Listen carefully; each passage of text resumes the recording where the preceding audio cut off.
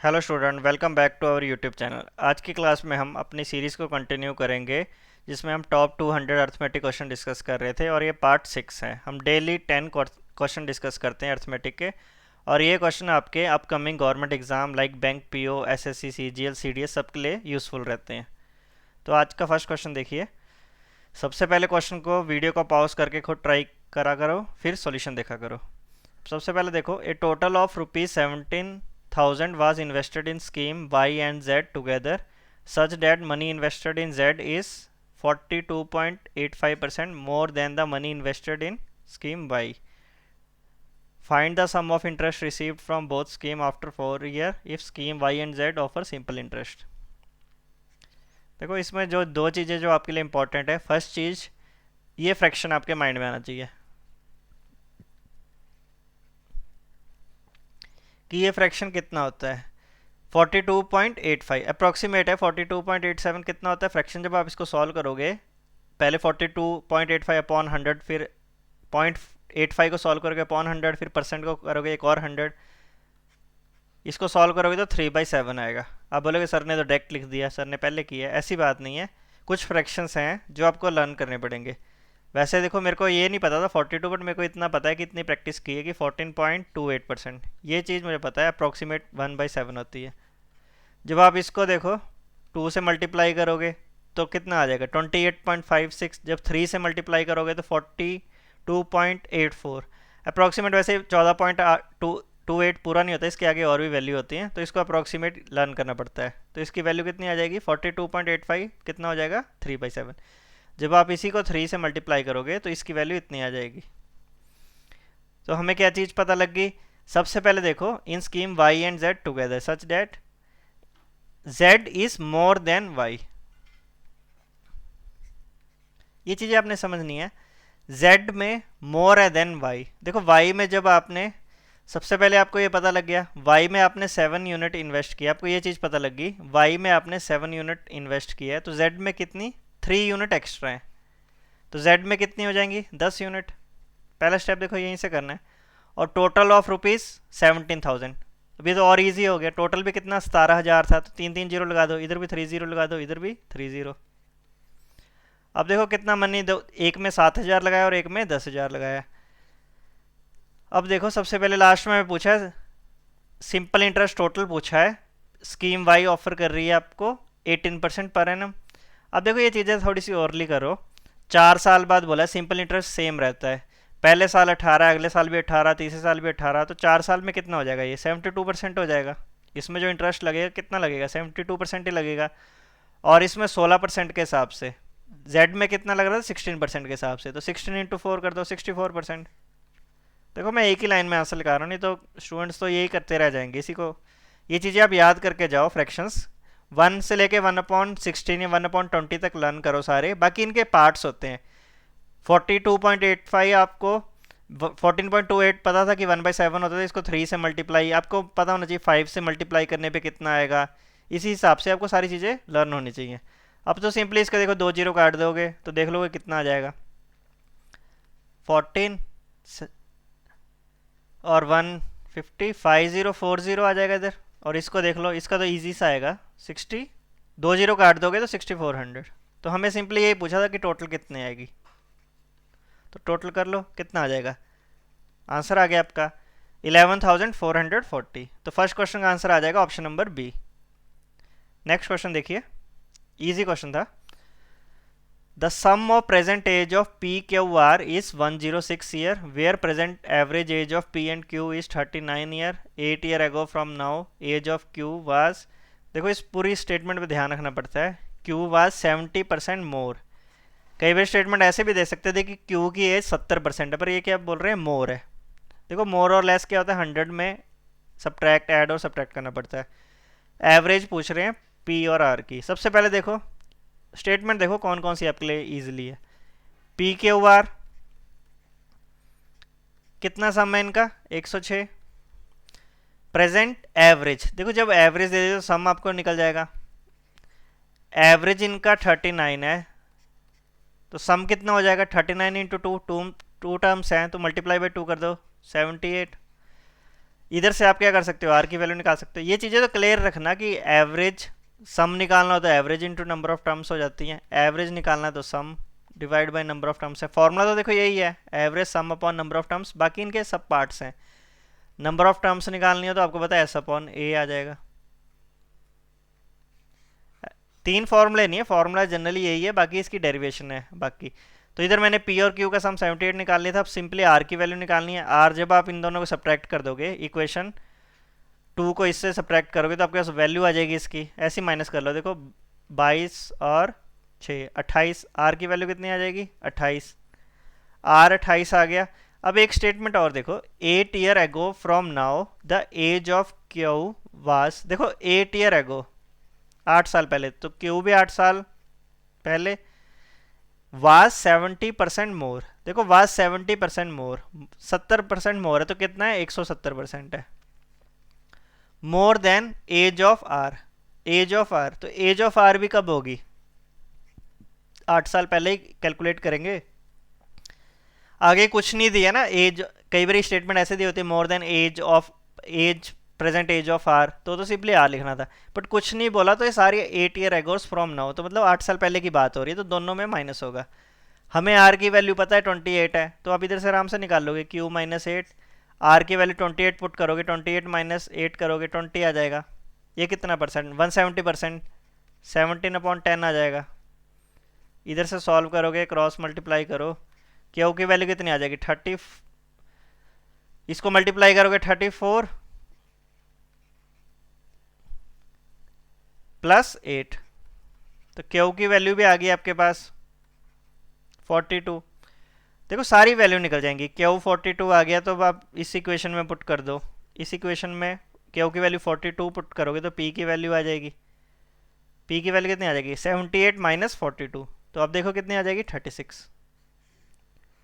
Variable सारे निकल जाएंगे, बट लास्ट में देखो आपको पूछा क्या है क्वेश्चन में, एवरेज पूछा है पी और आर का, पी और आर, आर तो हमने निकाला हुआ था 28, तो इन दोनों का एवरेज कितना है, पी और आर का average P plus R divide by 2, average ही पूछा है, तो सिंपली आप देख लोगे पी की वैल्यू कितनी है 36 प्लस 28 डिवाइड बाई 2, तो इनको ऐड करके देख लो और वैसे ही देख लो कितना आ जाएगा, इनके दोनों के बीच का नंबर 32 ही आएगा। 8 से 14 और एक दिस 64 डिवाइड बाई 2, ये सिंपली 32। सेकंड क्वेश्चन का आंसर आ जाएगा 32 ईयर। थर्ड क्वेश्चन देखिए, इजी क्वेश्चन था। थर्ड क्वेश्चन है 756 books were distributed among 3 students P Q R in the ratio 3:4, 2:3, 5:6 respectively. If P gives his 56 books to Q, find the ratio of number of books Q have now with number of books R have. सबसे पहले देखो ratio के concept हैं, करने को तो देखो आप इसका 756 का 3/4 निकाल दो, रेशो तो आराम से निकल जाएगी, बट आप कोशिश किया करो कि अभी तो चलो आसान से नंबर है, बट कोशिश किया करो कि इनकी इक्वलेंट रेशो निकालो, मतलब रैशनल नंबर नहीं नेचुरल नंबर पे निकालो ratio. P Q are 3 variable थे, ये 3/4 था, ये कितना था 2/3 और ये कितना था 5/6। अभी देखो रेशो है, नीचे डिनोमीटर में कितना आ रहा है 4 3 6, मतलब एक सारे किसके 12 के मल्टीपल हैं, तो रेशो को मल्टीप्लाई डिवाइड कर सकते हैं, ये एक ही बात है। 12 एलसीएम ले लो या सिंपली 12 से मल्टीप्लाई कर दो। जब आप 12 से मल्टीप्लाई करोगे तो आप देख लोगे 3/4 इंटू 12 करोगे 3, तो ये कितना आ जाएगा 9, सारी मल्टीप्लाई करनी है। 2/3 को 12 से करोगे 4 इंटू 2 8, इसको मल्टीप्लाई करोगे 10। अब देखो इजी लग रहा है, थोड़ा आसान भी लग रहा है कि अब रेशो कितनी है 9 8 और 10। अब सबसे पहले देखो कितनी टोटल कितनी है 756 बुक्स, हमारे हिसाब से देखो ये वेरिएबल हैं सारे, ऐसा तो नहीं 9 8 10, तो इनको टोटल करके देख लो 8 प्लस 9 17 प्लस 10। अब आपके पास देखो 27 यूनिट, हमारे पास देखो 27 यूनिट की वैल्यू कितनी आ रही है 756 बुक्स।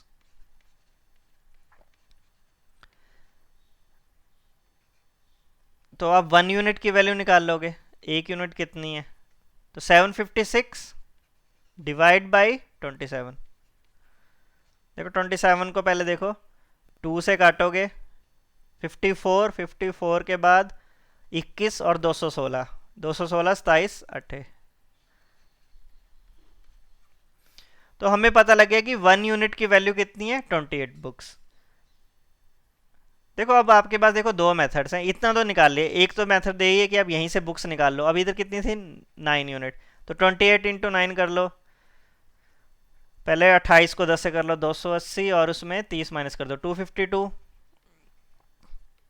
इसमें 28 को 8 से कर लो सिंपली 280, या इसमें से 28 माइनस कर लो, एक ही बात है। इसमें से 28 माइनस कर लो, इसलिए 9 टाइम्स था, तो इसे 8 माइनस करोगे तो अब 244 और 224, और ये कितनी है 10, 28 इंटू 10 280। ये सारी बुक्स आपने निकाल ली, एक्चुअल वैल्यू आ गई। अब पी ने अपनी 56 बुक्स क्यू को दी थी, इसने अपनी 56 बुक्स दी। इसके पास तो 56 कम हो जाएंगी, बट इसने इसको दी हैं। अब सबसे पहले क्या रेशो किसकी पूछी है, क्यू और आर। अच्छा, क्यू और आर की पूछी है, तो क्यू के पास कितनी हो जाएंगी, क्यू के पास देखो 224 प्लस 56। इसने कितनी 56 बुक्स दी थी, इसमें 56 आप 6 ऐड करोगे 230, ये 280 हो जाएंगी। क्यू के पास आप देखोगे, इसमें जब आप 56 ऐड करोगे तो 280, और आर के पास तो पहले से कितनी है 280, तो रेशो कितनी आ जाएगी आप देखोगे 1:1, 1:1। तो ऑप्शन नंबर 3 इसका आंसर आ जाएगा, 1:1। नेक्स्ट क्वेश्चन देखिए। क्वेश्चन बोल रहा है Akhil and Nikhil together can do a work in 10 days while Nikhil and Sahil together can do the work in 15 days. Sahil alone can do 2/5 of work in 18. In how many days Akhil alone? देखो पहले भी हमने question किए हुए हैं time and work के, हमें पता है कि हमने एक ऐसा नंबर चूज़ करना है जो ईजिली इन नंबर से डिविजिबल हो। बट इस चीज़ को थोड़ा सा नोट करो कि साहिल अपना 2/5 2/5 काम कर रहा है कितने दिन में, 18 दिन में। रेशो से कर रहे हो तो 1 यूनिट होता है मैक्सिमम, तो 1 यूनिट कितने दिन में कर रहा होगा, तो सिंपली आपको बोल देगा कोई भी स्टूडेंट कि 5/2, तो कितने में आ जाएगा वो, इसको सॉल्व कर लो 45। तो ये स्टेटमेंट हमारे कौन सी क्लियर होगी, साहिल वाली। साहिल किसी काम को किस मतलब 2/5 कितना होता है, 40% कर रहा है, 40% वो 18 डेज में कर रहा है, तो आप वैसे ही निकाल सकते हो। चाहे 100% निकालना है, सिंपली रेशो से कर रहे हो तो सिंपली इधर से निकाल लो 1 यूनिट, तो सिंपली उसका कितना आ जाएगा 45 डेज। अब क्वेश्चन को देखो, बहुत इजी क्वेश्चन है। अखिल और निखिल 10 दिन में कर रहे हैं, निखिल और साहिल, निखिल और साहिल ये कर रहे हैं 15 दिन में, और एक स्टेटमेंट हमने लास्ट में निकाली साहिल, साहिल कितने दिन में कर रहा है 45 डेज में। हमारा कंसेप्ट क्या था, टोटल वर्क लेना। टोटल वर्क एक ऐसा नंबर चूज करो जो इन तीनों से इजीली डिविजिबल हो। इन तीनों से इजीली डिविजिबल मतलब 45 का टेबल पढ़ो, 45 में 15 तो जा रहा है पर 10 नहीं जा रहा, तो 45 इंटू 2 90, तो टोटल वर्क कितना आ जाएगा 90 यूनिट। बस ये जल्दी लेना है, एलसीएम आपने जल्दी लेना है। टोटल वर्क 90 यूनिट आ गया, फिर आप इधर क्या करोगे, एफिशिएंसी निकाल लोगे। ए और एन की आ जाएगी, अखिल और 90 efficiency work upon time. 90 unit कर रहा है 10 दिन में, तो 90 डिवाइड बाई 10 करोगे आप 9 यूनिट। वैसे ही वो एन और एस 90 डिवाइड बाई 15 कितना आ जाएगा 6 यूनिट, और लास्ट में कितना है साहिल, तो साहिल की तो कितनी थी हमारी 2 यूनिट। अब देखो सारी चीज़ें निकल जाएंगी। साहिल 2 यूनिट है तो आप इधर से निखिल भी निकाल लोगे। निखिल कितना आ जाएगा, निखिल और साहिल थे 6 यूनिट, तो साहिल 2 है तो निखिल कितना आ जाएगा 4 यूनिट। अब निखिल 4 यूनिट है तो ए और एन कितना है 9 यूनिट, तो इधर से अखिल की वैल्यू आ जाएगी। जब आप पुट करोगे ना तो अखिल की वैल्यू कितनी आ जाएगी 5 यूनिट। ईजी सी इक्वेशन है, आप इजीली सॉल्व कर सकते हो। In how many days Akhil alone, Akhil की एफिशिएंसी में पता लगी कि वो एक दिन में 5 यूनिट करता है। अब टोटल काम कितना था, वर्क कितना था 90 यूनिट, तो हमें यही पूछा था अखिल को कितना टाइम लगेगा। अखिल को कितना टाइम लगेगा, 90 यूनिट डिवाइड बाई एक दिन में कितना कर रहे हैं 5, तो 90 divide by 5 18 days. Easy question है, 18 डेज आंसर आ जाएगा।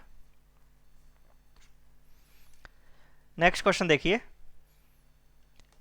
ये 350 litre mixture spirit plus water contain 28% spirit. How many liter of spirit must be added to the given mixture so that the resultant mixture contain only 30% spirit? सबसे पहले क्या चीज़ है, contains 28% spirit, एक जगह spirit और एक जगह water।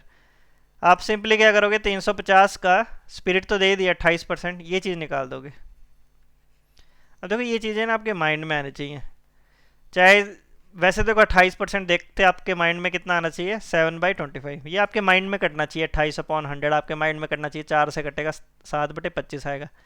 फिर आप इसको 25 से यहीं से काट दो, 1, 10, 14, तो ये कितना आ जाएगा, 14 × 7 98। तो आपके पास ये तो 98 लीटर आ जाएगा स्पिरिट, तो इधर आ जाएगा ये 98 लीटर।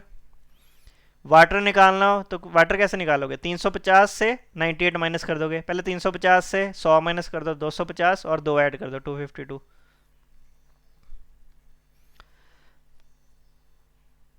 अब देखो बोल रहे हैं कि कितना आप उसमें स्पिरिट ऐड करो so that contains only 30% spirit.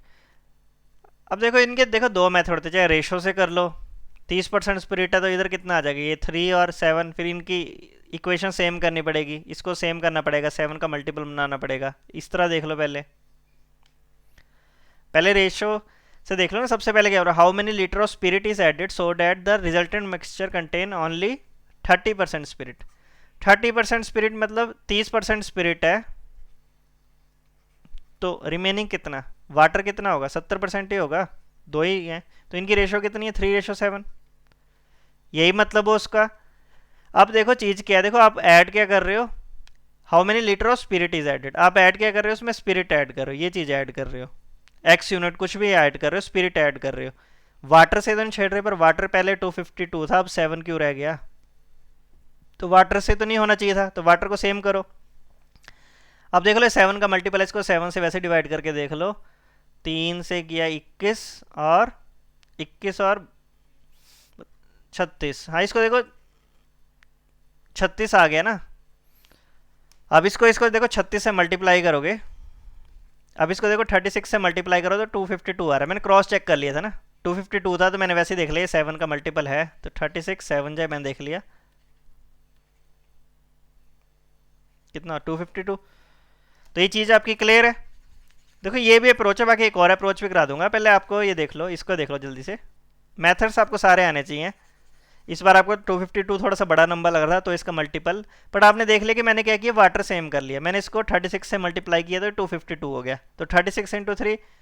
अब देखो ये रेशो देखो कितना आ गया, ये 108 आ गया और ये कितना आ गया, 252। अब देखो रेशो पहले भी वाटर कितना था, 252 लीटर, अभी भी कितना है, 252, तो ये सेम हो गया, और एक्चुअल में ये कितना बढ़ा, 98 से कितना बढ़ गया, 108। अब आपने ये 3 और 7 कंसीडर नहीं करने, आपने बस रेशो निकाल ली, रेशो तो इनकी वही है 3:7, बट अब आपके पास देखो कितना लीटर बढ़ा, 10 लीटर, तो इसका आंसर कितना आ जाएगा, 10 लीटर। एक देखो ये स्टेप है, और दूसरा स्टेप क्या रहता है कि स्पिरिट आपने 98 लीटर निकाल लिया था, स्पिरिट जो हमने निकाला था, आप बोल रहे थे how many spirit is added, तो देखो मान लो 98 में x लीटर स्पिरिट ऐड कर रहे हो, तो टोटल मिक्सचर देखो, टोटल मिक्सचर कितना था, पहले 350 था, 350 में कितना ऐड हो जाएगा, x ऐड हो जाएगा। अब रेशो कितनी है, 30% स्पिरिट, 30% कितना होता है, 30/100, यही मतलब होता है, नीचे 30 स्पिरिट है तो टोटल कितना है, 100। तो बस इसको भी सॉल्व करो, अब इसको भी ऐसे क्रॉस मल्टीप्लाई करके देखोगे तब भी आपकी सेम वैल्यू आएगी, 980। बस ये इक्वेशन समझ आनी चाहिए कि आपका लास्ट में क्या बोल रहे थे कि स्पिरिट क्या कितना हो गया था, 30%। स्पिरिट में बोला, आप उसमें भी लगा सकते थे, वाटर में भी लगा सकते थे, इसको बस सिंपली क्रॉस मल्टीप्लाई कर दो, 980 + 10x, तब भी सेम आंसर आएगा।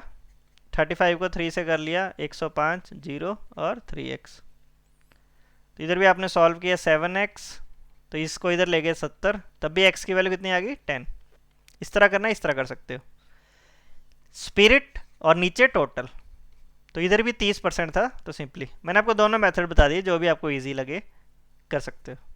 नेक्स्ट क्वेश्चन देखिए, the ratio of breadth of rectangular field and side of square is 3:4। समझते रहा करो जो बोल रहे हैं, ब्रेड्थ ऑफ रेक्टेंगल, साइड को हम साइड ऑफ स्क्वेयर ए लिखते हैं, इससे डोनेट कर लेते हैं, याद रहेगा। Rectangular length is 5 metre more than the side of square, ठीक है जी। आगे देखो, if area of square field is 256 metre square, what is the area of, ये बिल्कुल इजी आ गया, स्क्वेयर का एरिया दे दिया आपको, स्क्वेयर का एरिया कितना दे दिया, 256, एरिया ऑफ स्क्वेयर हमें पता है ए स्क्वेयर, स्क्वेयर का एरिया साइड स्क्वेयर, ये हमें कितना दे दिया, 256, किसका होता है, 16 का होता है, तो ए की वैल्यू कितनी आ जाएगी, 16 यूनिट। अब देखो इनकी रेशो 3:4 थी, मतलब 4 की वैल्यू ही 16, तो ये 16 कैसे आएगी, मल्टीप्लाई करना पड़ेगा, इसको 4 से करना पड़ेगा। 4 से मल्टीप्लाई करोगे तो ब्रेड्थ आ जाएगी आपके पास 4 3 12, और ए आपने साइड मानी थी, वो कितनी थी आपकी 16, ये तो हमने निकाल लिया था। अब ये एक्यूरेट वैल्यू आ गई आपके पास। ये बी से ब्रेड्थ मानी थी, ए से हमने साइड मानी थी स्क्वायर की। आगे देखो, length is 5 metre more than side, 4 metre than side, तो लेंथ ऑफ रेक्टेंगल कितनी आ जाएगी, साइड कितनी थी 16, तो लेंथ ऑफ रेक्टेंगल कितनी आ जाएगी 21 मीटर। लेंथ 21 है, ब्रेड्थ हमें निकाली हुई है 12 मीटर, तो इसका एरिया कितना हो जाएगा, लेंथ इंटू ब्रेड्थ। 21 को 12 से कर दो, 21 को 10 से किया 210 प्लस 42 252। मैं मल्टीप्लाई कर रहा हूँ जल्दी, आपके माइंड में आना चाहिए। 21 इंटू 10 कर लो 210, और 21 को 2 से किया 42, तो इनको ऐड कर लिया 252 मीटर स्क्वायर। या वैसे ही 12 से, सर बोलेंगे वैसे ही 12 का टेबल आता है, वैसे ही 12 से कर दो, उसमें कोई दिक्कत नहीं है, बट ये चीज़ें आपने रिलेट करनी है। 252 आंसर आ जाएगा। 7th क्वेश्चन देखिए पार्टनरशिप का। P and Q started a business such that Q invested rupees 1500 more than P. After 8 months, P increased his investment by 2000, Q increased his investment by 2500. At the end of year, profit was given 41:46. What is the investment made by Q?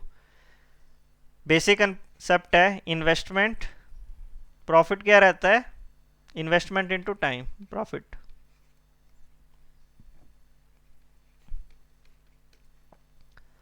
सबसे पहले देखो,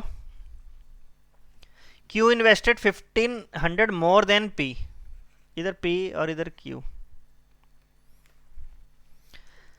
वाइद वे ले लो, P ने वाइद वे A rupees invest किए हैं, तो Q ने कितने इन्वेस्ट किए हैं 1500 मोर, तो Q ने तो इन्वेस्ट किए हैं A प्लस 1500। आफ्टर 8 मंथ्स, देखो आफ्टर 8 मंथ्स तो मतलब 8 महीने तक तो इसने A रुपीज़ लगाए हैं P ने, इसने भी इतने पैसे लगाए हैं। P increase his investment by 2000। अब देखो P ने इन्वेस्टमेंट हम इंक्रीज कर दी 2000, तो उसकी इन्वेस्टमेंट कितनी होगी A प्लस 2000 फॉर रिमेनिंग। अब रिमेनिंग टाइम कितना रह गया था, at the end of year, 1 साल के लिए बोल रहा तो 8 महीने पहले हो गए थे, अब 4 महीने रह गए। प्लस दूसरे वाले वेरिएबल ने कितनी बढ़ाई है, Q ने कितनी इन्वेस्टमेंट इंक्रीज की है 2500, तो 1500 ये था, इसमें सिंपली ऐड कर लो, तो इसकी इन्वेस्टमेंट कितनी हो जाएगी 1500 प्लस ये ऐड कर लोगे A प्लस 4000 हो जाएगी अगले उसके 4 महीने के लिए। पहले तो आपको ये इक्वेशन समझनी है कि प्रॉफिट की रेशो यही रहेगी।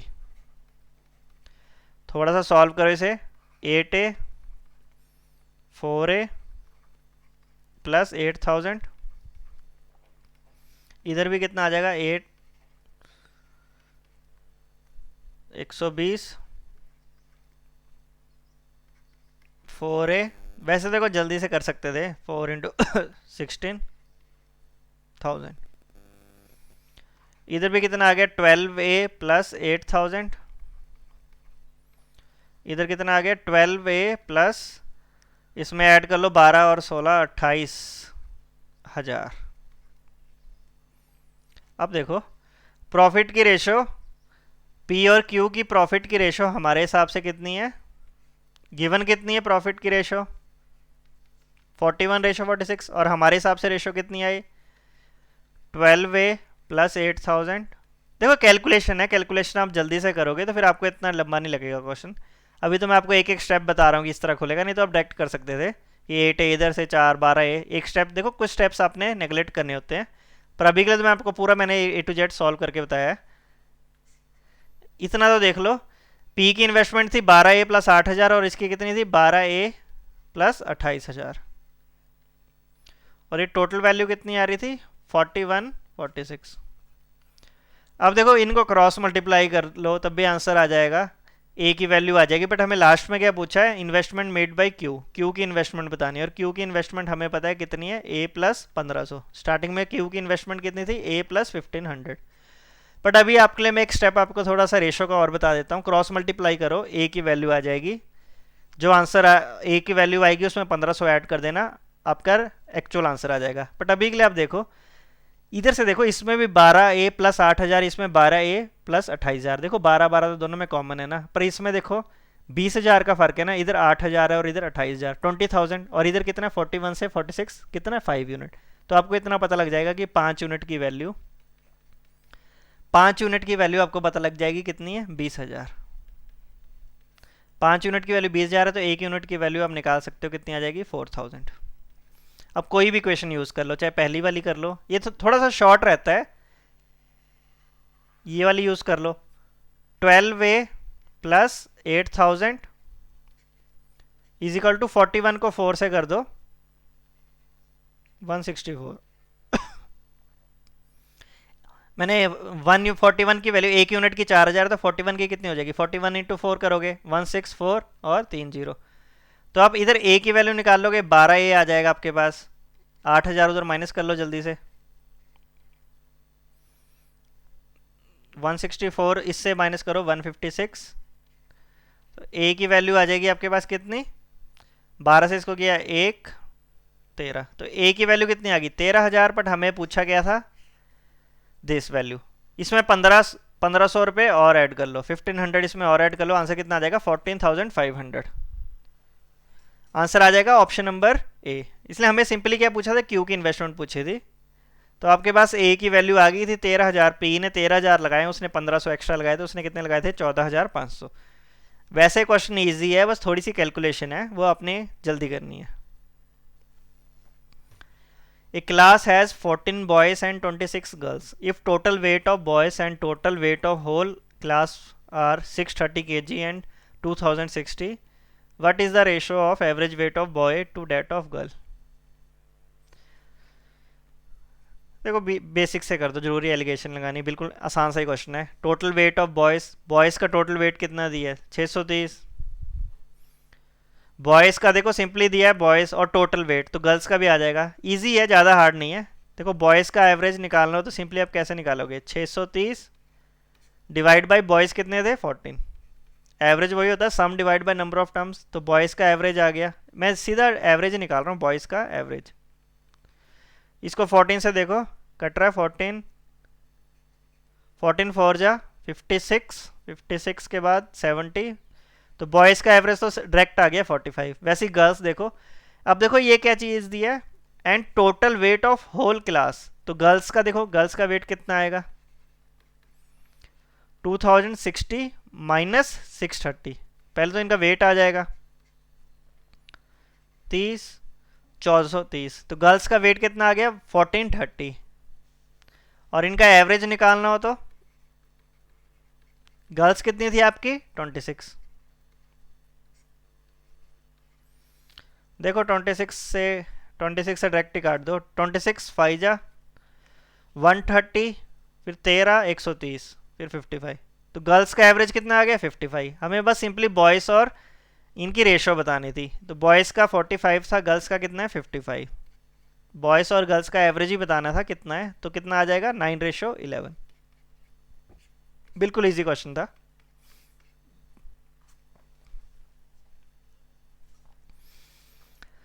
Train P takes 22 seconds to cross a pole and 32 seconds to cross a 250-meter long bridge. If train P takes 200 seconds to cross train Q, which is traveling at a speed of 21 meter per second in the same direction at that of train P, what is the length of train Q? देखो जब भी आप question करते हो, पहले question को एक बार read करके थोड़ा सा एनालाइज किया करो कि क्या चीज़ गिवन है। देखो करने को तो मैं बिल्कुल बेसिक से भी कर दूं, बट आप ये चीज़ें ना बिल्कुल यहाँ से समझो। ट्रेन पी है, वो किसी पोल को क्रॉस कर रही है। पोल को क्रॉस का मतलब क्या होता है, जब वो अपनी लेंथ क्रॉस कर रही है। अपनी लेंथ क्रॉस करने में उसे लग रहे हैं 22 सेकेंड, और उसे 32 सेकेंड लग रहे हैं 250 मीटर लॉन्ग ब्रिज को। पहले तो आप बेसिक देख लो, बेसिक क्या है, बाकी मैं थोड़ा सा शॉर्ट भी बताऊंगा कि नेक्स्ट टाइम आपने ये चीज़ें यूज़ करनी है। सबसे पहले देखो ट्रेन है, speed of train P, speed distance upon time रहेगा, तो उसने अपनी लेंथ है, लेंथ ऑफ पी कितने में कर रहा है 22 सेकंड में। एक इक्वेशन तो आपके लिए ये, वही देखो स्पीड ऑफ पी अपनी देखो लेंथ प्लस 250 मीटर कितने में कर रहा है 32 सेकंड में। यही चीज़ें अब देखो स्टूडेंट ज़्यादातर इस तरह सॉल्व करते हैं, बट मैं आपको इसका भी एक शॉर्ट बताऊंगा। जनरली यही चीज़ गिवन है, फॉर्मूला तो यही है, स्पीड डिस्टेंस अपॉन टाइम। किसी पोल को क्रॉस कर रहे हैं तो मतलब क्या, वो अपनी लेंथ क्रॉस कर रही है 22 सेकंड में ट्रेन, और वो प्लेटफॉर्म और दिस 32। तो अब इसमें चाहे ये वाली क्वेश्चन इधर पुट कर दो, LP अपॉन 22 ये चीज़ तो गिवन है 250/32। इसको क्रॉस मल्टीप्लाई इसको सॉल्व करो तो आपके पास इजीली वैल्यू आ जाएंगी, इधर 11 और इधर 16। क्रॉस मल्टीप्लाई करो, 16 LP 11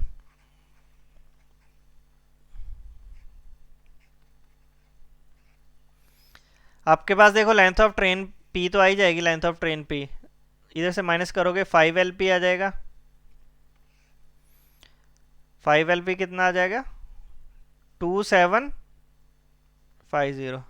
तो लेंथ ऑफ प्लेन इसकी आ जाएगी, ट्रेन P की लेंथ आ जाएगी जब इसको आप इससे डिवाइड करोगे 525। लेंथ ऑफ ट्रेन P कितना आ जाएगी 550 और इधर आप स्पीड भी निकाल लोगे। देखो ये बेसिक है, बेसिक से निकल जाता है। लेंथ ऑफ ट्रेन P कितना निकल गया 550। इक्वेशन 1 में पुट करोगे तो स्पीड ऑफ ट्रेन भी आ जाएगी 550 डिवाइड बाई 22। 22 से काटोगे इसे 2 से किया 44, 25 आ जाएगी। देखो 25 से तो स्पीड ऑफ ट्रेन P कितनी आ जाएगी 25।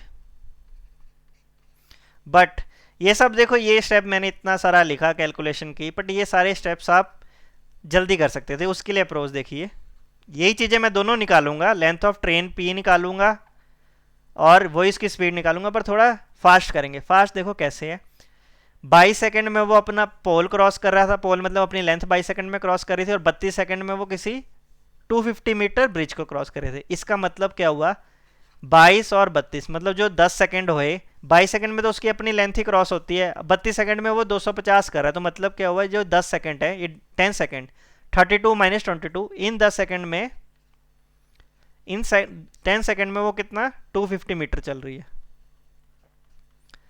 इसका मतलब यही हुआ, ये 10 सेकंड में 250 मीटर चल रही है, तो उसकी स्पीड कितनी आ गई। स्पीड तो आपको वैसे ही पता है, 10 सेकंड में 250 चल रही है, तो 1 सेकंड स्पीड मतलब 1 सेकंड में कितना चल रही होगी 25 मीटर।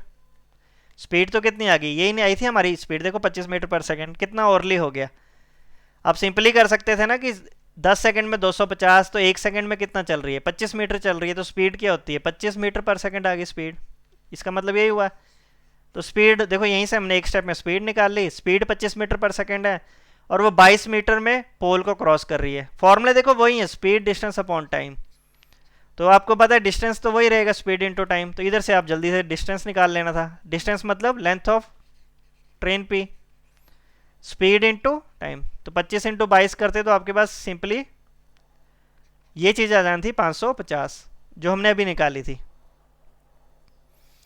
ये चीज़ क्लियर है। देखो यही स्टेप्स हमने इधर लगाए थे और यहीं पे हमने कितना जल्दी निकाल ली कि स्पीड हमने 25 निकाल ली, 22 सेकंड में वो पोल को क्रॉस कर ली, तो डिस्टेंस लेंथ ऑफ ट्रेन आ जाएगा 22 × 25 कर दो तो 550 आ जाएगा। इससे आगे क्वेश्चन देखो, ये चीज़ें आपने नेक्स्ट टाइम जल्दी करनी है। अभी के लिए मैं आपको टाइम लगाता हूँ कि आपको एटलीस्ट पेपर में आप कम टाइम लगे।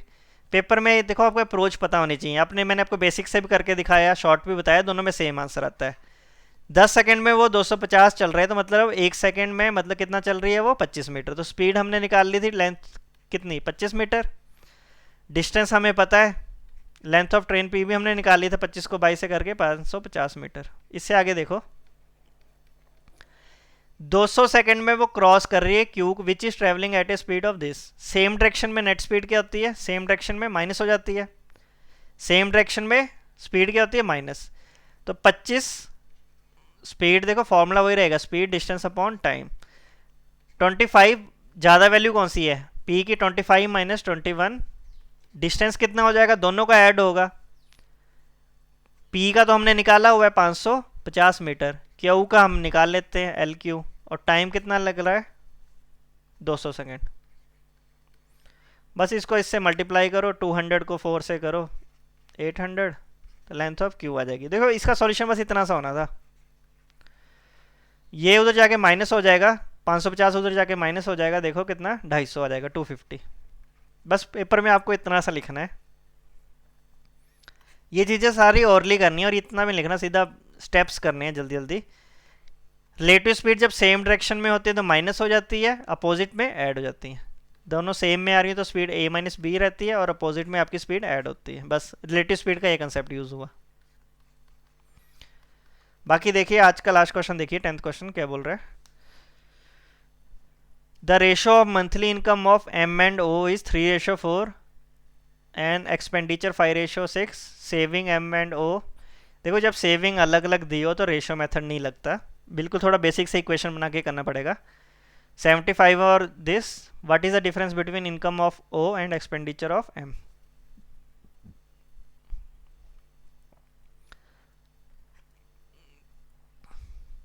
इनकम एम और ओ, 3:4, क्या चीज दी है और एक्सपेंडिचर दिया है। एक्सपेंडिचर कितना दिया है? 5:6। अब देखो कई बच्चों को रेशो मेथड, मैंने प्रीवियस ईयर जो क्वेश्चन किया था रेशो से किया था। हमें पता है कि ये बेसिक तो पता ही होना चाहिए, income is equal to expenditure plus saving. तो सेविंग सेविंग क्या आ जाएगी? इनकम माइनस, बाकी तो इसी के पार्ट हैं। सेविंग कितनी आ जाएगी? Income minus expenditure. यही एक्सपेंडिचर निकालना हो तो कितना आ जाएगा? Income minus saving. है तो बेसिक, यही तीनों फॉर्मूले सेम ही चीज़ है। अब देखो इसमें क्या है, देखो दोनों की सेविंग अलग है, दोनों की सेविंग अलग है, तो आपको इक्वेशन की फॉर्म में करना पड़ेगा। अब इधर से नहीं कर सकते ना। वैसे तो हमें पता है सेविंग क्या होती है, आई माइनस ई। इसमें 3 - 5 2, 4 - 6, इधर तो बढ़ रहा है। वैसे तो दोनों में बढ़ रहा है सेविंग, बट दोनों का डिफरेंस अलग है ना, 75 और 11,000। वैसे इक्वेट नहीं कर सकते। आपको देखो क्या चीज़ पूछी है आपको, वैसे तो दोनों चीज़ें निकालनी पड़ेंगी। आप एक के साथ वेरिएबल लगा लो, चाहे आप ये वाली क्वेश्चन यूज़ कर लो या कोई भी क्वेश्चन यूज़ कर लो। मैं मान लेता हूँ इनकम मैं निकाल लेता हूँ, दोनों की एक वेरिएबल लगा दो ए, और ये वाली क्वेश्चन यूज़ कर लो, expenditure of M upon expenditure of O. Expenditure की कितनी रेशो दी है आपको? 5:6। देखो इधर भी बी लगा लो, आपकी अपनी चॉइस है, सॉल्व तो हो जाएगा बट थोड़ा कम काम करना है। तो सबसे पहले एक में वेरिएबल लगा दो, इधर मैंने लगा दिए 3 और 4 ए, और सारी ई एम अपॉन ई ओ। अब एक्सपेंडिचर कितना रेशो गिवन है आपको, ये यूज़ कर लो 5:6। और एक्सपेंडिचर क्या होता है? Income minus saving. इनकम हमने एम की कितनी मानी है? 3A, और इसका कितनी थी? पहले वाले वेरिएबल की कितनी, एम की सेविंग कितनी थी? 7500। और इसकी कितनी थी नीचे वाले की, दूसरे वाले की? पहले एक्सपेंडिचर कितना है देखो, 6, नहीं सॉरी, एक्सपेंडिचर कितना है, सॉरी इधर इनकम ही आएगा, 4A माइनस 11,000।